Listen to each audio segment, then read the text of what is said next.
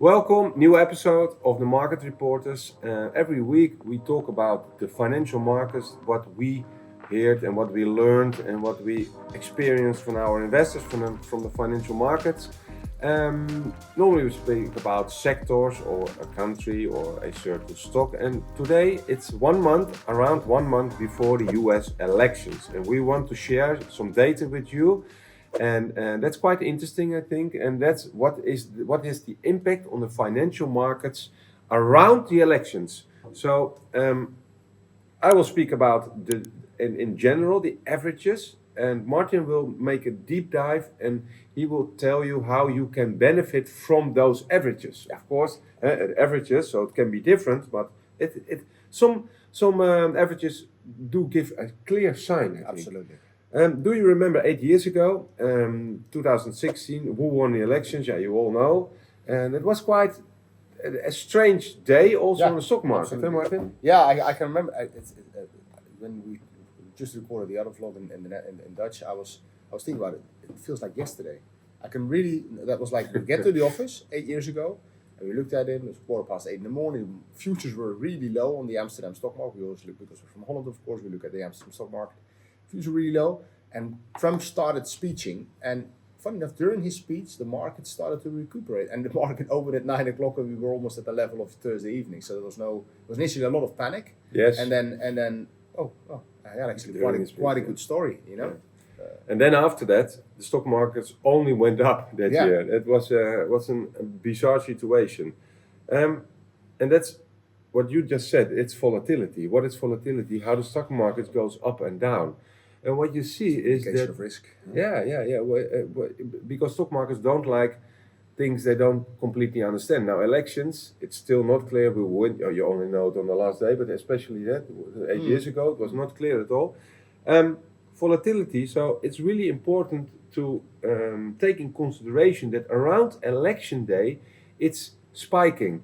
And if you look at an election year, 1 month before and 1 month after, those months have the highest volatility. Mm-hmm. It's not much higher than the other averages, but it's higher. And I have to make a note with that, is that in the non-election years, so the other 3 years, the same month, so October month, is also a high, even the highest volatility month. So we say, okay, October is always a high volatility month. It's also quite logical, maybe after the holidays. But in the election year, 1 month later, it's also a high volatility. So you have to take that in consideration. If you don't like in your portfolio that it goes up and down a lot, you have to take a little bit of volatility risk out of it. What you see this year, volatility is extremely low compared to the last 10 years. And I made a presentation beginning of this week, and what you see, and so that the averages they work again. You see now, because it's now 1 month before the election, it's the 5th of November, if I'm not mistaken, volatility is already increasing. It's around 19, 20 now, and it was in the beginning of the week 17. Mm. And if you look at the chart, this year it's completely low, so it also makes sense that it increases now. So that's about volatility. There's a big difference who will win the election. If, in this case, Trump will win, the volatility will be much higher than when Harris will win. And that's also logical, because then you go into another phase. Markets don't like the unexpected part of it, so it's more volatile. So there you see a huge difference who will win in this case. But investing is about making money, about result, about yield. And what you see, and that's positive for you, investor, for us, is that on average, after we looked at 3, 6, 9, and 12 months, after election day, markets go up. Also, you saw what we just said about when Trump won 2016's margin, but that's not unique. That's on average. If you look for the last 100 years, especially after 9 months, then on average, the stock markets, the stock markets are up 8%. And there is a big difference if, in this case, Trump will win, then after 1 year it will be like the same, and with the Democrats it's half of it. And you see also, I have a nice chart here, that's the averages that stock markets are going up. So that's, I think, positive. So they will go up, well, with high volatility. What also was interesting, I looked at the last 6 presidents. So it started with Bush Senior, Clinton, Junior, Obama, Trump, and Biden, what you see, if you look at the dollar-euro, every time a Democrat was leading in that period of 4 years, and Obama was, of course, 8 years, and Clinton also, if I'm not mistaken, the dollar is increasing against the euro. Every time the other party is in power, it's the opposite.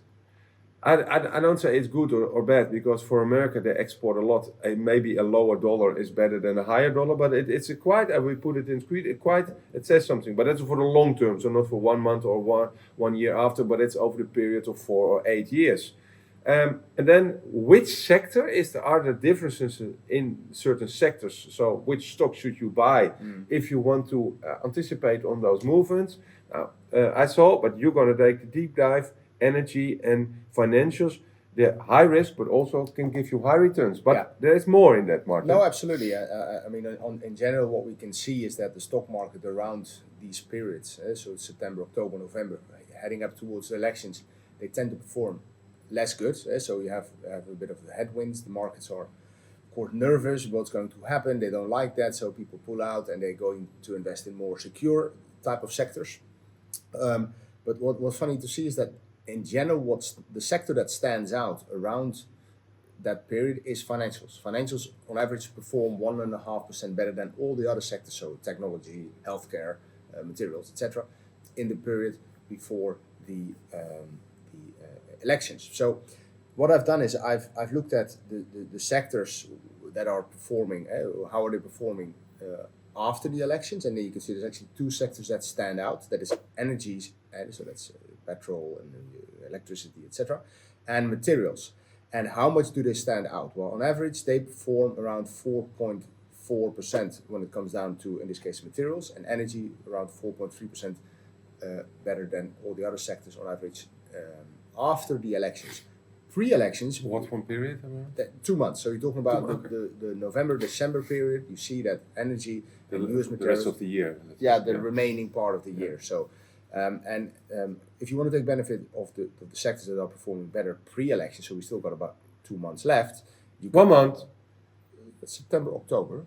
It's only 4th of. Oh, it's already 4th of October. My God, yeah, you're right. It's 1 month. 1 month. Yeah, so that's not so, but it's also good because you see also, and it's a bit in line with what I spoke about last week when after the rate cuts, these sectors always were part of those baskets, the post-rate cut basket that I presented to you. So the consumer staples, the financial select sector, and the U.S. utility select sector, those 3 ETFs tend to perform better pre-elections, but will also remain their share of good performance. But then you have to hurry up. You have to hurry up, but what's funny is the financials are in here, and I've only had, because they tend to perform slightly less good after the elections. So energy and materials are the outperformers. Financials is on the 3rd place. So even though if you buy financial select sector now, you will also benefit from it after the elections and have exposure to it. I think it's especially for investors that want to do something at this moment. Yes. Maybe related to the election or not.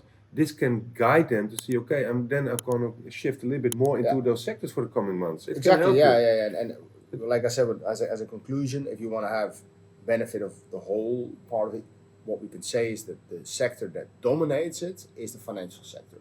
That dominates in general the performance of the outperformance. In this case, if we want to measure what sector is doing it best, it's financials, historically seen. So elections in 1 month, volatility will go up probably before and after. Yep. Normally, you have higher returns after elections, and you know which sector you need to be in is. To repeat it one more time.